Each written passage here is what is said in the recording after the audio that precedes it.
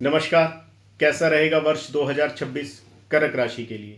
कर्क राशि जिसका स्वामी होता है चंद्रमा, और चंद्रमा इंसान की जन्म कुंडली में सबसे तेज मूवमेंट करने वाला ग्रह माना जाता है। इंसान के जो मन के ऊपर कंट्रोल करता है वो होता है चंद्रमा।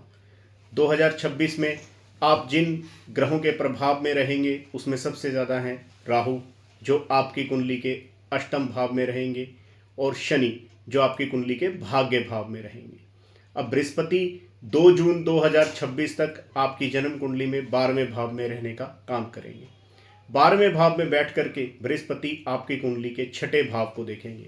अगर आपके ऊपर किसी भी तरीके का कोई कर्जा है या कोई बीमारी है तो निश्चित रूप से आपको उसमें राहत मिलेगी, और अपने कर्जों को नियमित रूप से आप उतारने के लिए प्रयासरत रह करके उसमें कामयाबी हासिल करेंगे। अगर सेहत संबंधित कोई भी परेशानी है आपको तो ये वर्ष आपके लिए अति उत्तम है। 2026 जून तक आप जो भी आपको हेल्थ संबंधी समस्याएं आ रही हैं उसमें निजात पाने का काम करेंगे। कोई ना कोई आपको एक ऐसी राह मिलेगी जिससे आप उसको डायग्नोस करके और उसका इलाज पूर्ण रूप से कर पाएंगे। आर्थिक रूप से एक से ज़्यादा इनकम के आपके स्रोत बनेंगे, मल्टीपल इनकम्स आपको बनेंगी। अगर आपने प्रॉपर्टी में निवेश किया है तो पुराने निवेश से आपको फ़ायदा होने का पूरा योग है। अगर आपने कोई पुराना मकान खरीदा हुआ है, पेरेंटल हाउस है, तो उसको बेच करके भी आपको इसमें पैसा मिलने का पूरा उम्मीद है। 26 के बाद बृहस्पति आपकी कुंडली में लगन में विराजमान रहेंगे और लगन में बैठ करके आपकी कुंडली के सप्तम भाव को देखेंगे। अगर आपका बिजनेस पार्टनरशिप में है तो वहाँ पे आपको निश्चित रूप से सफलता मिलने के योग हैं। आपके पार्टनर्स आपके कहने में चलेंगे और निश्चित रूप से आपको लाभ की संभावनाएं दिखाई देंगी। अगर आपने अपने जीवन में किसी भी तरीके का कोई कर्जा लिया हुआ है और उसको उतार पाने में आप सक्षम नहीं हो रहे हो तो निश्चित रूप से ये वर्ष आपके लिए अति उत्तम रहने वाला है। पहले ही बता चुका हूँ, अपनी लाइबिलिटीज़ को बढ़ा लीजिए, ये समय बहुत महत्वपूर्ण है।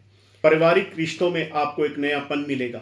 जिन रिश्तों में आप समझ नहीं पा रहे थे कि सब कुछ करने के बाद भी कोई आपको समझ नहीं रहा है, तो ये पूरा वर्ष आपके लिए बहुत महत्वपूर्ण रहने वाला है। लोग आपकी बात को समझेंगे, और जो आपके संबंध विच्छेद हो चुके थे अब उनमें एक नयापन आएगा और वो आपकी तरफ खींचे चले आएंगे, और आपको उनका मार्गदर्शन बनकर उनको आगे की राह दिखाने का काम करना होगा। पुरानी बातों को छोड़ करके नई चीज़ों को नए सिरे से आगे बढ़ाना होगा। जिस तरह अगर एक धागे में गांठें पड़ जाएं और हम उन गांठों को खोलने बैठ जाएं तो सिर्फ और सिर्फ समय बर्बाद होने के अलावा कोई काम नहीं होता। तो बेहतर यही रहता है कि एक नया धागा लीजिए और उस पुराने धागे को फेंक दीजिए। यही समय आपको सिखाएगा। जो पुरानी गलतियां आपने उन रिश्तों में की थी या उन्होंने की थी, वो खुद उनको रियलाइज करके आपकी तरफ आएंगे और आपको खुशी देने का प्रदान काम करेंगे। उसके बाद पारिवारिक जीवन बेहतर रहने वाला होगा। बृहस्पति आपकी पंचम दृष्टि से आपके संतान पक्ष को देखेंगे। जो बच्चे अब तक आपकी बात नहीं सुन रहे थे और आपको लग रहा था कि मेरे बच्चे मेरी बात नहीं सुन रहे हैं, तो जून 2026 के बाद बच्चे आपके कहने में चलेंगे और आपको उनका मार्गदर्शन बन के उनको सही राह दिखाने का काम करना होगा। राहु आपकी कुंडली में अष्टम भाव में बैठ करके दूसरे भाव पे दृष्टि रखेंगे। धन संबंधी मामलों में थोड़ा सा ध्यान रखना होगा। अगर कोई आपसे कर्जा मांग रहा है तो 2 बार सोचें कि उसको देना है या नहीं देना, क्योंकि ये कर्जा वापस आने के चांसेस बहुत कम हो जाएंगे। राहु अष्टम भाव में बैठ करके आपके द्वितीय भाव को देखने का काम करेंगे। धन के घड़े में छेद, पैसा आ रहा है परंतु जा कहाँ रहा है आपको पता नहीं। इस स्थिति से आपको स्वयं को संभालना होगा। चंद्रमा वैसे भी मन का कारक है, आपको अपने मन पे कंट्रोल रखना होगा। भावुकता में आकर के आपको कोई भी ऐसा फैसला नहीं करना है, क्योंकि हमेशा भावुकता के ऊपर अगर ज्ञान का प्रकाश नहीं होगा तो वही भावुकता हमें अंधकार में ले जाने का काम करती है।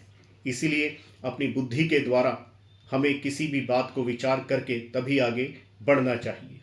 शनिदेव आपकी कुंडली में नवम भाव में बैठे हुए हैं, जो आपके इनकम हाउस के देख रहे हैं। इनकम हाउस यानी कि 11वां भाव, और वहाँ पर 2 नंबर यानी कि वृष राशि जो शुक्र की राशि है अपने मित्र की राशि को देख रहे हैं, आपको लग्जरीज मिलने की पूरी संभावना है और आपके यश में बढ़ोतरी होने की पूरी संभावना है। अगर आप कोई इलेक्शन लड़ना चाह रहे हैं या किसी भी तरीके का कोई सामाजिक कार्य आप करना चाह रहे हैं, किसी संस्था के प्रधान का आप इलेक्शन लड़ना चाह रहे हैं, तो निश्चित रूप से आपको सफलता मिलने के पूरे योग हैं। इच्छा पूर्ति का घर भी माना जाता है 11वां घर, आपकी इच्छाओं की पूर्ति होगी। शनिदेव थोड़ा शनि काम करते हैं, धीरे काम करते हैं, परंतु देते हैं तो छप्पड़ फाड़ करके देते हैं इंसान को। इसीलिए ये वर्ष आपके लिए बहुत उत्तम रहने वाला है। देख रहे हैं तृतीय भाव आपके पराक्रम, आपके भाई बहनों का भाव। आप अपने भाई बहनों की जितनी मदद करेंगे उतना ही आपको फायदा मिलेगा। दूरी मत बनाइए, उनके नज़दीक आकर के हाथ आगे बढ़ाइए और उनकी मदद कीजिए। कन्या राशि का स्वामी होता है बुध, जो आपके तीसरे भाव का कारक है। आपके द्वारा की गई मदद ही आपको आगे की राह और प्रशस्त करेगी, जिससे आप सफलता अर्जित कर पाएंगे। बृहस्पति जैसे ही अक्टूबर में दूसरे भाव पर आएंगे, जिन समस्याओं से आप निकल नहीं पा रहे थे, जो धन आपको समझ में नहीं आ रहा था कि कहाँ जा रहा है, वो चीज़ें अक्टूबर के महीने में ठीक होने लगेंगी, क्योंकि बृहस्पति अपनी राशि परिवर्तन करके सिंह राशि में आपके द्वितीय भाव में आएंगे। आपकी वाणी में मधुरता आएगी, आपके रिश्तेदार आपके सपोर्ट करेंगे, जो लोग थोड़ा सा आपको समझ नहीं रहे थे और आपके साथ चलेंगे। कर्क राशि के लिए जो लोग अपने जीवन में आगे बढ़ना चाहते हैं, उनके लिए सबसे बेहतरीन उपाय, कर्क राशि का स्वामी होता है चंद्रमा। मन की भावुकता के ऊपर ज्ञान का प्रकाश लाइए और ज्ञान के प्रकाश के ऊपर जब आप भगवान की कृपा को प्राप्त करेंगे तो निश्चित रूप से आपको सफलता मिलेगी। क्या करना है आपको पूरा वर्ष? चंद्रमा कहाँ विराजमान है? शंकर भगवान के मस्तक पर विराजमान है। चंद्रमा और सूर्य दो ऐसे देवता हैं जो आपके सामने आपको डेली प्रत्यक्ष दिखाई देते हैं। इसीलिए जितना आप भाव से उनको अगर नमस्कार भी करेंगे तो यही आपके लिए वरदान साबित होंगे। आपको वर्ष में 1 या 2 बार, नहीं तो कम से कम अपने जन्मदिन वाले दिन भगवान शंकर का रुद्राभिषेक अवश्य कीजिए। किसी भी ब्राह्मण से बोलिए कि मुझे रुद्राभिषेक करना है, तो वो आपको रुद्राभिषेक करवा देंगे। इससे आपका चंद्रमा मजबूत होगा और आपके मन को मजबूती मिलेगी। आपकी व्याकुलता जिसके कारण आप विचलित रहते हैं, सब कुछ होते हुए भी आपको समझ में नहीं आता कि मैं क्या करूं, अगर आपको इस चीज़ से कोई निकाल सकता है तो वो सिर्फ भगवान शंकर की कृपा। भगवान शंकर की कृपा प्राप्त करने के लिए आप उनका रुद्राभिषेक कीजिए। दूसरा सबसे महत्वपूर्ण उपाय, जिनको भी लगता है कि उनकी कुंडली में चंद्रमा की स्थिति खराब है और ख़ास तौर पे अगर वृश्चिक राशि की है, वृश्चिक राशि में चंद्रमा हमेशा नीच का माना जाता है।